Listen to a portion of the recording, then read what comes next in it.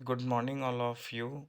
Welcome back in Chemist tutorial of Floating Gyansala. Take education in rhyme because lotus flourishes in slime. Today's chapter is chapter number 2, Kings and Kingdoms.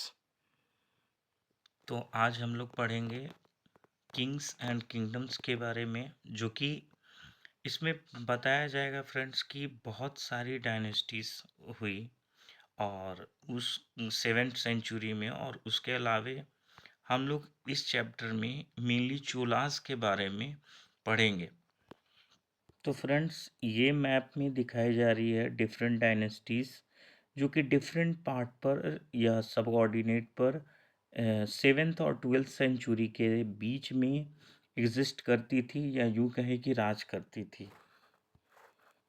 तो जैसा कि आप map में देख रहे हैं friends, Gujjar, Pratiharas, Rashtrakutas, Palas, Cholas and चाहमांस, जिसे चौहान्स भी कहते थे, उनकी बाउंड्रीज फ्रेंड्स दी हुई है। जैसा कि आप यहाँ पे देख रहे होंगे, ये चाहमांस का है, ये चालुक्यास का है, उसके अलावे ये गुज्जर प्रतिहारास के हैं। तो फ्रेंड्स, ये जो बाउंड्रीज दिखाई जा रही हैं इसमें, ये मेजरली उनकी बाउंड्रीज हैं जो कि ये आपस में ही लड़ते रहते थे ये वंश। और जैसे कि मैं बात करूं कि अगर गुज्जर, प्रतिहारा, राष्ट्रकूटास, पालास या चोलास या चौहान्स, ये आपस में ही लड़ते रहते थे। और इस कारण से इनमें जो कॉमन लड़ाइयाँ होती रहती थी, जिस कारण से इनकी जो बाउंड्रीज थी वो कभी भी फिक्स्ड नहीं रहीं, बल्कि हमेशा फ्लक्चुएट करती रहीं। कभी कोई राजा जीत जाता था तो वो एरिया उनका हो जाता था, तो वो दूसरा राजा का फिर कभी दूसरे राजा का एरिया जीत जाता था उस युद्ध के दौरान। और इस तरीके से इनका जो है 7th to 12th सेंचुरी के बीच में ये जो किंगडम्स थे, इन किंगडम्स के एरिया जो थे छोटे, घटते या बढ़ते रहते थे। तो आगे फ्रेंड्स हम लोग बढ़ते हैं। The emergence of new dynasties 7th century के दौरान, there are big landlords. उस समय बहुत बड़े बड़े लैंड लॉर्ड्स या वेरियर चीफ्टेंस थे, अलग अलग रीजन या अलग अलग सबऑर्डिनेट में। लेकिन ये जो बिग लैंडलॉर्ड्स या वेरियर चीफ्स होते थे, ये एक्चुअली उस एरिया में काफ़ी ज़्यादा पॉपुलर होते थे और इनके पास सैनिक भी होते थे। तो ये वहाँ के उस एरिया के बड़े अपने आप को, यहाँ तक कि वो लोग लैंडलॉर्ड जो होते थे या वेरियर चीफ्स होते थे, अपने आप को वहाँ का कभी कभी किंग्स भी बताते थे। और ये एक्नॉलेज करते थे कि हम जो है यहाँ के राजा हैं इस एरिया के, क्योंकि उनका दबदबा वहाँ पर ज़्यादा होता था, उन लैंड्स भी काफ़ी ज़्यादा उनकी होती थी। और जब भी कोई सेंट्रल रूलर, यानी कि जो केंद्र में सत्ता में स्थापित किए हुए अपने राज्य को, वो राजा कभी भी इस एरिया को जीतता था फ्रेंड्स, तो ये क्या करता था सबसे पहले कि ये जो बिग लैंड ओनर्स या वेरियर चिफ्टेंस होते थे, इन लोगों को वो अपना सामंत घोषित करता था जब वो उस एरिया को जीत जाता था। और इन्हें सामंत बनाने का उनका प्रॉफिट ये होता था, जो सेंट्रल किंग होते थे, ये सामंत जो हैं ये उन्हें गिफ्ट प्रोवाइड करते थे, उसके अलावे टैक्सेस कलेक्ट करते थे और वो राजा को भी पहुंचाया करते थे। सीधी सी बात अगर हम कहें, तो ये जो सामंत होते थे वो केंद्र सत्ता में राज कर रहे राजा के अंतर्गत आते थे, उनके लिए राज करते थे। क्यों? और सबसे बड़ी बात थी कि ये जो सेंट्रल किंग होते थे या जो सेंट्रल इनका जिन रूलर होते थे, ये कभी भी इन सामंतों के रूल में दखल अंदाजी नहीं देते थे, क्योंकि इन्हें दखल अंदाजी पसंद भी नहीं था। इन्हें केवल प्रॉफिट से मतलब होता था कि वो टैक्सेस पे करें, उनके लिए गिफ्ट्स लेकर के आएँ, और सामंत ऐसा करते भी थे जनरली। तो ये जो सामंत होते थे, ये केंद्र सत्ता में राज कर रहे हैं राजा के लिए गिफ्ट्स लेकर के जाते थे उनके कोर्ट में। उसके अलावा उन्हें टैक्सेस या रेवेन्यू टैक्सेस पे किया करते थे। उन्हें मिलिट्री सपोर्ट दिया करते थे जनरली। और ये जो सामंत थे, ये काफ़ी ज़्यादा पावर और वेल्थ गेन करने के बाद कभी-कभी खुद को ये महासामंत डिक्लेयर करते थे। और कभी-कभी तो ऐसा भी होता था कि वो कहते थे कि कोई राजा नहीं है, बल्कि मैं खुद ही राजा हूँ। जब राष्ट्रकूटास डेक्कन में राज कर रहे थे, उस दौरान चालुक्य जो थे, वो कर्नाटका में रूल कर रहे थे और उनके राष्ट्रकूटास के सबऑर्डिनेट थे। और 88 सेंचुरी के मध्य में दंतीदुर्ग नाम का एक राष्ट्रकूटा चीफ जो थे, इन्होंने ओवरथ्रोन किया अपने चालुक्य ओवरलॉर्ड को और परफॉर्म किया रिचुअल, जिसको हिरण्यगर्भा कहते हैं। हिरण्यगर्भा का मतलब होता है गोल्डन वॉर्म। वॉर्म का मतलब जहाँ से बच्चा पैदा होता है। तो जब भी ये रिचुअल हो परफॉर्म किए जाते थे, जनरली ब्राह्मणों के द्वारा किया जाता था।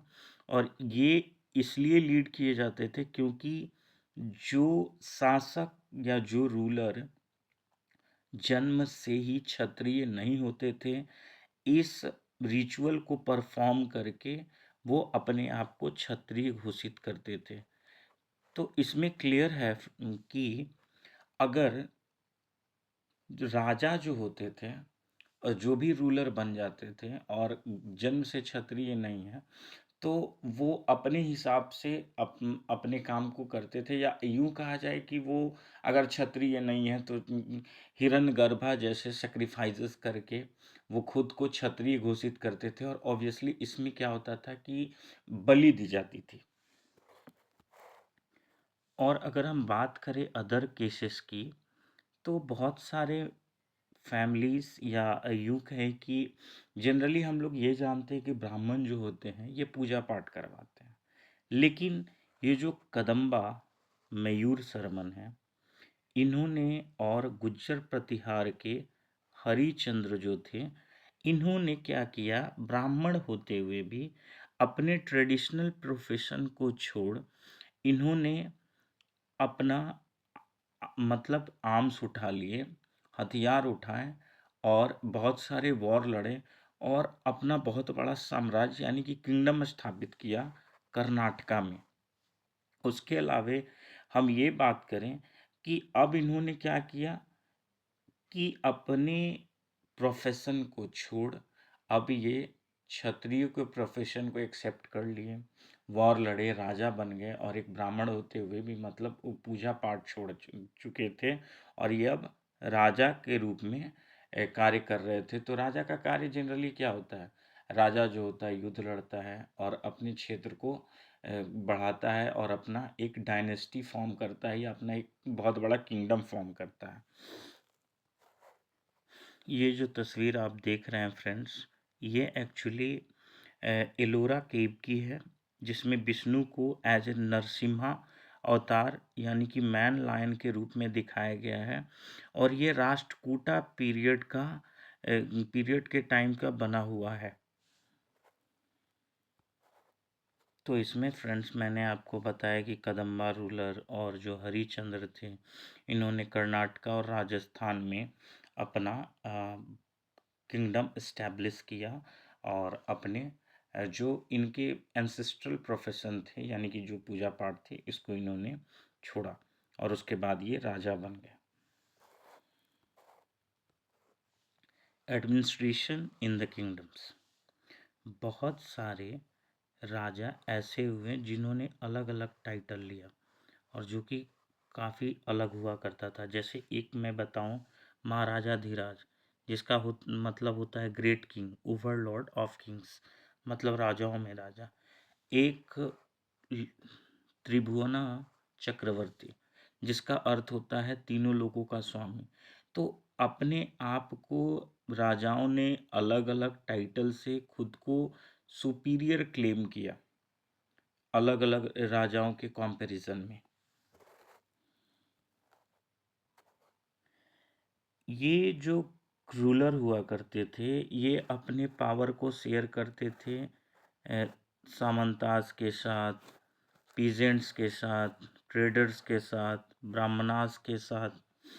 अब मैं आपको एक एक करके फ्रेंड्स बताता हूँ कि आखिर एक जो रूलर होता था ये, या फिर एक जो राजा होता था बहुत बड़ा किंगडम इस्टेब्लिश करने के बाद भी, आखिर अपना पावर इन सबों के साथ शेयर क्यों करता था। अगर मैं बात करूं ब्राह्मणास की, तो ब्राह्मण जो होते थे अपने आप को कास्ट में सबसे सुपीरियर बताते हैं, क्योंकि पूजा पाठ करने का काम इन्हीं का होता है। तो किंग्स इनके साथ इसलिए तालमेल बना करके रखते थे, क्योंकि ब्राह्मण जो होते थे पूजा पाठ करवाते थे, उसके अलावे इन्हें कोर्ट में सलाह दिया करते थे। उसके अलावे ये ब्राह्मण जो होते थे ये राजाओं के लिए प्रशस्ति या कविताएं लिखते थे, जिसमें वो बढ़ा चढ़ा करके लिखा करते थे, और इसके लिए राजा जो होते थे उन्हें पुरस्कृत भी करते थे। उसके अलावे अब हम बात करें सामंताज की, तो मैंने सामंताज के बारे में पहले ही आपको बताया कि ये जो सामंत होते थे वो कहीं के ओवरलॉर्ड्स हुआ करते थे, या फिर ये कहीं एक एरिया के हेड हुआ करते थे, और वो काफ़ी ज़्यादा वेल्दी और पावरफुल पर्सन होते थे। और ये राजा को वॉर में आर्मी के थ्रू मदद करते थे, क्योंकि इनके पास आर्मी होती थी और ये आर्मी सपोर्ट वो राजा को देते थे। उसके अलावे बात हम करें अगर ट्रेडर्स की, तो ट्रेडर्स जो होते थे उस राज्य को काफ़ी ज़्यादा प्रॉस्पेरस बनाते थे, उन्हें डेवलप करते थे, क्योंकि इनका काम व्यापार का होता था।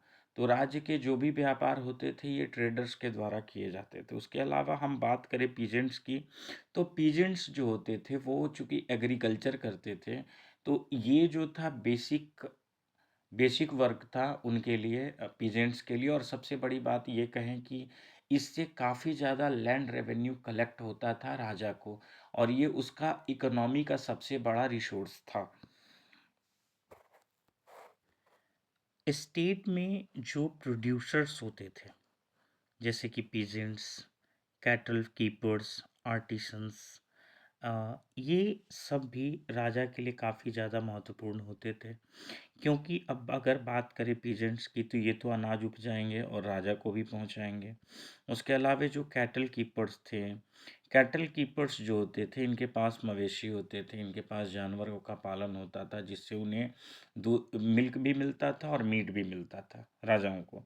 उसके अलावा आर्टिसंस की बात करें तो ये बहुत अच्छे अच्छे डिज़ाइन तैयार करते थे, कलाकारियाँ करते थे, और ये भी राजा को गिफ्ट के तौर पर मिलती थी। तो राजा को इस तरीके से प्रॉफिट हुआ करते थे। उसके अलावे अगर हम बात करें तो ट्रेडर्स भी जो होते थे वो भी रेवेन्यू कलेक्ट किया करते थे, रेंट लिया करते थे। 400 टैक्सेस। अब हम बात करते हैं कि चोलास के इंस्क्रिप्शन में 400 टर्म्स के, जो कि तमिलनाडु में रेफ़र किए जाते हैं, कि तमिल में लिखे हुए हैं, different kind of taxes involve थे। जैसे कि हम बात करें, एक था वेटी, जो कि कैश के रूप में नहीं लिया जाता था बल्कि फोर्स लेबर के रूप में लिया जाता था। यानी कि ये वेटी जो टैक्स था इसमें मजदूरी करनी होती थी राजा के यहाँ। उसके अलावे एक था कदम्बई। कदम्बई जो था एक लैंड रेवेन्यू था। उसके अलावे बात करें, थैचेड हाउसेस पर भी टैक्सेस लगा करता था। और अगर लैडर्स जो होती थी ये लगाई जाती थी पाम ट्रीज पर, तो भी टैक्सेस देनी पड़ती थी। उसके अलावे succession succession to family property, अगर बेटा जो है पिता की प्रॉपर्टी को अपने नाम करा रहा है, उस वक्त भी बेटा को जो है टैक्स देना होगा। तो इस तरीके के टोटल 400 टैक्सेस चोलास के इंस्क्रिप्शन में इसका डिफाइन किया गया है, या यूँ कहा जाए कि वर्णन किया गया है। तो ये जो रिसोर्सेस होती थी ये राजा के फिनांस के लिए होती थी, जिससे वो अपने आप को इस्टेब्लिश करके रखता था। उसके अलावे इन पैसों का इस्तेमाल राजा टेम्पल बनाने के लिए, फोर्ट्स बनाने के लिए, वॉर लड़ने के लिए, और उसके अलावा ट्रेड रूट्स पर भी ये टैक्सेस लिया करते थे। लूटे हुए धन पर भी इनका पार्ट बंधा हुआ होता था। तो इस तरीके से ये जो रिसोर्सेज थे, ये लोग इन चीज़ों में इस्तेमाल करते थे। जैसा कि मैंने पहले ही कहा कि अपने फिनांस को स्टेबल करना, उसके अलावा टेम्पल्स बनवाना, फोर्ट्स बनवाना, वॉर लड़ना, इन सबों में इनका जो पैसा होता था, ये जो रेवेन्यू या टैक्सेस मिलती थी, इन चीज़ों में इस्तेमाल होती थी। उसके अलावा बात हम करें फोर्टिफिकेशन की, तो ये क्या करते थे कि जितना बड़ा इनका एरिया होता था, उसके चारों तरफ ये सर्कल के फॉर्म में या अदरवाइज किसी भी एक स्ट्रक्चर में वॉल तैयार करवाते थे। और ये वॉल जो होता था चारों तरफ बना होता था, जिससे क्या होता था कि ये अपने राज्य को बचा करके रखते थे दुश्मनों से। और मेनली उस वॉल के चारों तरफ इनके सैनिक तैनात होते थे। अब जैसे तीरंदाज हो गए, भाले वाले हो गए, और इस तरीके से ये क्या करते थे, अपने फोर्ट्स के थ्रू अपने पूरे स्टेट को प्रोटेक्ट करते थे। और ये जो कलेक्टिंग रेवेन्यूज के फंक्शनरीज है, generally required from influential families and position were often hereditary. तो इनके यहाँ जो रेवेन्यू कलेक्टर होते थे, या फिर अगर बात करें आर्मी की, ये हेरिडिटरी पोजीशन पर वर्क करती थी। तो हेरिडिटरी पोजीशन होने के कारण से इनके पास कभी भी काबिल लोग नहीं हो पाते थे। क्योंकि अब एक सिपाही का बेटा सिपाही बना, फिर उसका लड़का सिपाही बना, उसके अलावा एक रेवेन्यू कलेक्टर है, उसका लड़का फिर वही रेवेन्यू कलेक्टर बन गया। इस तरीके से उन्हें कभी भी स्किल्ड स्टाफ नहीं मिल पाते थे राजाओं को।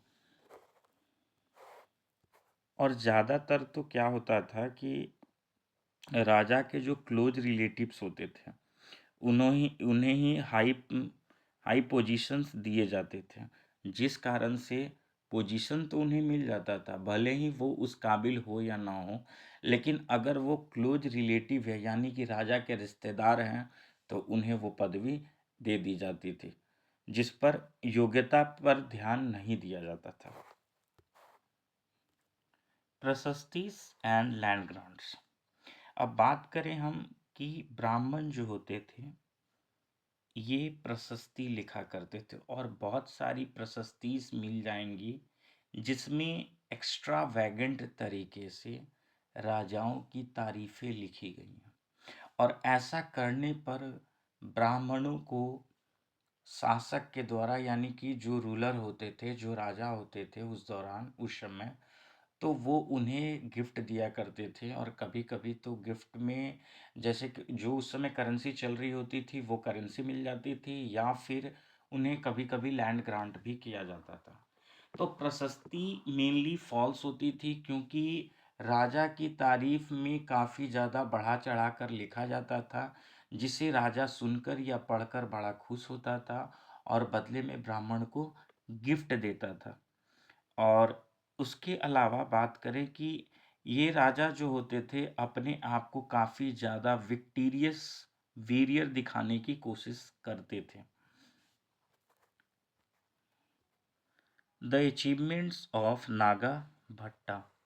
तो ये एक एग्जाम्पल है जिसमें कि दिया गया है कि नागभट्ट, जो कि एक राजकुमार था जब, तब आंध्रा, सेंधवा यानी कि सिंध, और ये पार्ट ऑफ महाराष्ट्र जिसे विदर्भ कहा जाता था पुराने समय में, और Kalinga part of Orissa, fell before him even as he was a prince. यानी कि जब नागभट्टा एक प्रिंस थे, राजकुमार थे उस समय, ये सारे राजा जो थे इसके सामने झुक के हार मान गए थे। उसके अलावे ही won a victory over Kannauj. चक्रा युद्ध में इसने जीत हासिल की। He defeated the king of Vanga. इसने वनगा को हराया, यानी जो कि बंगाल का पार्ट था। आंध्रा अनारता, जो कि गुजरात का पार्ट था। मालवा, किरगा, तुरुक्षा, वत्स, मत्स्य, इन सबों को इसने क्या किया, हराया था। तो नागभट्ट के बारे में इस तरीके से बढ़ा चढ़ा कर लिखा गया है। ये एक एग्जाम्पल है कि कैसे जो प्रशस्ति लिखी जाती थी वो राजाओं के बारे में तारीफ की जाती थी। तो ये एक कॉपर प्लेट की तस्वीर है। जब राजा जो होते थे ब्राह्मणों को रिवार्ड के तौर पर लैंड ग्रांट किया करते थे, तो उसका रिकॉर्ड एक कॉपर प्लेट पर रखते थे। मतलब कॉपर प्लेट पर लिखवा लेते थे। और ये जो सेट ऑफ कॉपर प्लेट होता था, ये ग्रांट किया जाता था land made by a ruler in the 9th century के दौरान। जब भी कोई लैंड ग्रांट होता था ब्राह्मणों को, तो इस तरीके से वो डॉक्यूमेंट के तौर पर शासक जो होते थे, राजा जो होते थे, लिखवा कर रखा करते थे। रिटेन पार्टली इन संस्कृत, इसका कुछ पार्ट संस्कृत और पार्टली कुछ पार्ट तमिल में लिखा होता था। और एक रिंग होल्डिंग प्लेट होती थी, टुगेदर इज स्क्रूड, और ये दोनों तरफ से स्क्रूड होती थी, जैसा कि आप ड्राइंग में देख सकते हैं। उसके अलावा रॉयल सील लगे होते थे, जो कि इंडिकेट करते थे कि ये एक ऑथेंटिक डॉक्यूमेंट है। तो अब बात करें कि ये चोलास के टाइम पे ये जो लैंड ग्रांट होते थे शासकों को, उसमें क्या क्या होता था। तो सबसे पहली बात कि जो लैंड ब्राह्मणों को ग्रांट किए जाते थे, उसके चारों तरफ बाउंड्रीज बनाई जाती थी of land by making earthen embankment.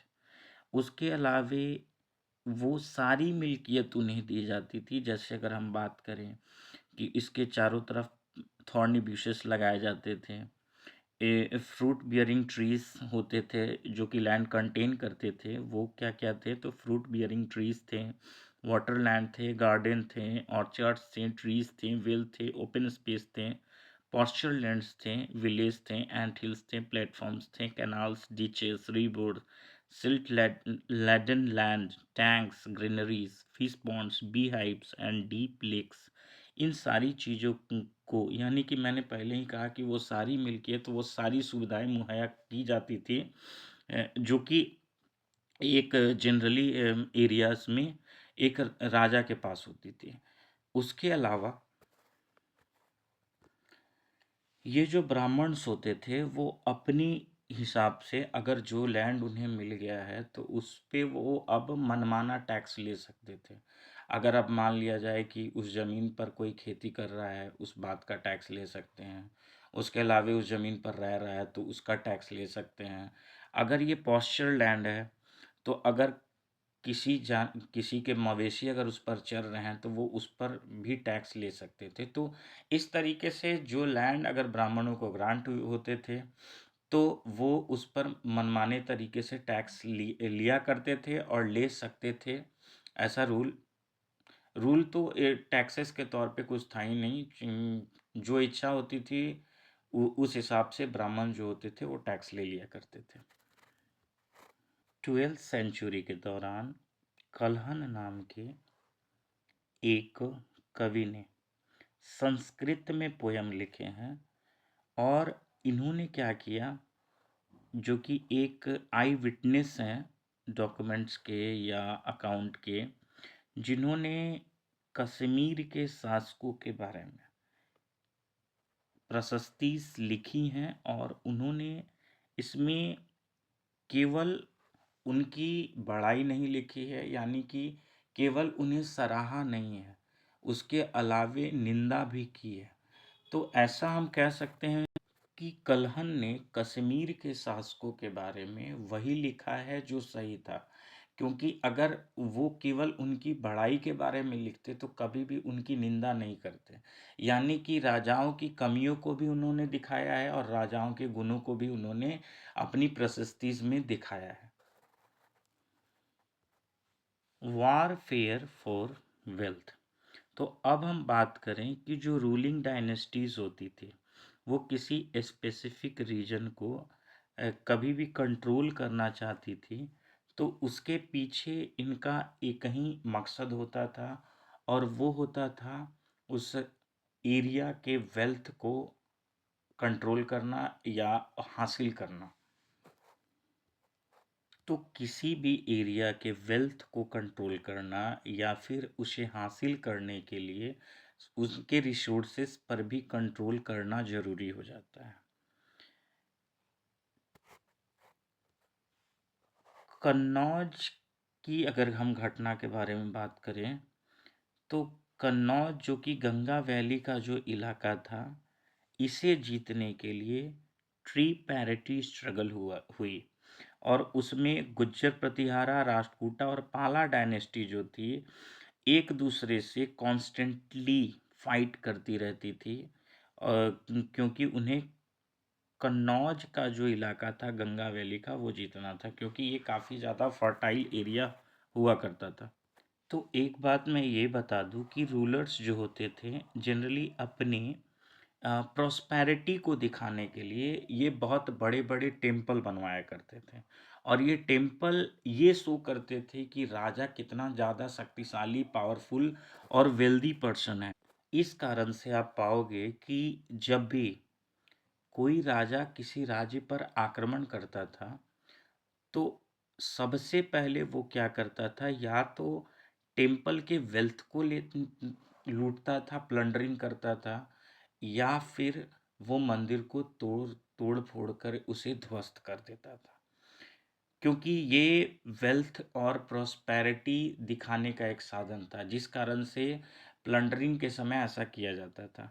एक एग्जाम्पल अगर हम ले, महमूद गजनी जो कि अफगानिस्तान के थे, जिन्होंने 17 बार आक्रमण किया, 1000 टू 1025, और इसके पीछे एक रिलीजियस मोटिव था, जो ये कि ये टारगेट किए हुए था वेल्थ टेम्पल्स को, including that of Somnath Gujarat. Somnath Gujarat का जो टेम्पल था, कहा जाता है कि ये सोने का था। महमूद ने जब इस पर आक्रमण किया तो इसे काफ़ी ज़्यादा प्लंडर किया, और ये बोला जाता है कि ये उस वहाँ से सोने उखाड़ करके ले गया, और उसने इसे गजनी में इस्तेमाल किया और उसे काफ़ी ज़्यादा प्रॉस्पेरस बनाया। अब एक शासक आते हैं, या डायनेस्टीज की बात करें तो चाहमांस, जिसे बाद के समय में चौहान्स कहा गया, जो कि रूल करते थे दिल्ली और अजमेर के अराउंड। इन्होंने अटेम्प्ट किया expand their control to the west. West और ईस्ट के तरफ इन्होंने अपने साम्राज्य को एक्सपेंड किया, where they were opposed by the Chalukyas of Gujarat, जो कि गुजरात के चालुक्यास द्वारा अपोज किए गए। उसके अलावा गढ़वालास जो कि वेस्टर्न यूपी के थे, उनके द्वारा भी अपोज किए गए। उसके ये जो चाहमांस रूलर थे, इसमें पृथ्वीराज थर्ड, जिन्होंने 1168 टू 1192 तक राज किया, जिन्होंने मुहम्मद गौरी को 1191 में तराइन के वॉर में हराया। लेकिन फिर अगले साल 1192 में मोहम्मद गौरी दोबारा से लौट के आया और 1192 में पृथ्वीराज थ्री को तराइन के सेकंड वॉर में हरा दिया। अब हम बात करेंगे उरैयूर टू थंजावुर।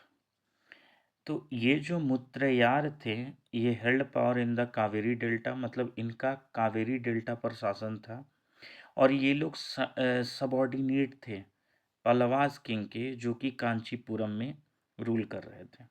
विजयालया जो कि बिलोंग करता था एंशियंट चोला फैमिली से, जो कि उरैयूर से था, कैप्चर किया इसने delta from the Mutharaiyar in the middle of the 9th century में इसने मुत्रैयार से, यानी कि चोलास किससे, यानी कि सबसे बड़ी बात ये है कि मुत्रयार से कैप्चर किया इसने। विजयालया ने कैप्चर किया मुत्रयार से 9th सेंचुरी के दौरान ये उरेयूर का डेल्टा। उसके अलावे इसने थंजौर में एक टेम्पल बनवाया जिसे बोलते हैं निशुंभ सूदिनी। थंजौर एक ऐसा इलाका है जहाँ पर काफ़ी ज़्यादा मैग्नेनिमस यानी कि बहुत बड़े बड़े टेम्पल बने हुए हैं। वहाँ काफ़ी ज़्यादा गर्मी पड़ती है।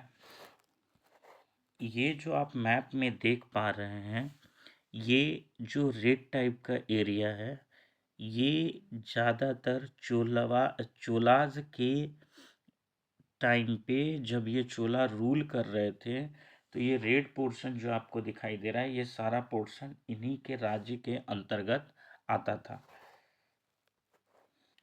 विजयालया के बाद जो रूलर आएंगे, वो धीरे धीरे क्या करेंगे, इसके सक्सेसर विजयालया के इस किंगडम को काफ़ी ज़्यादा ग्रो करेंगे और काफ़ी ज़्यादा पावरफुल बनाएंगे।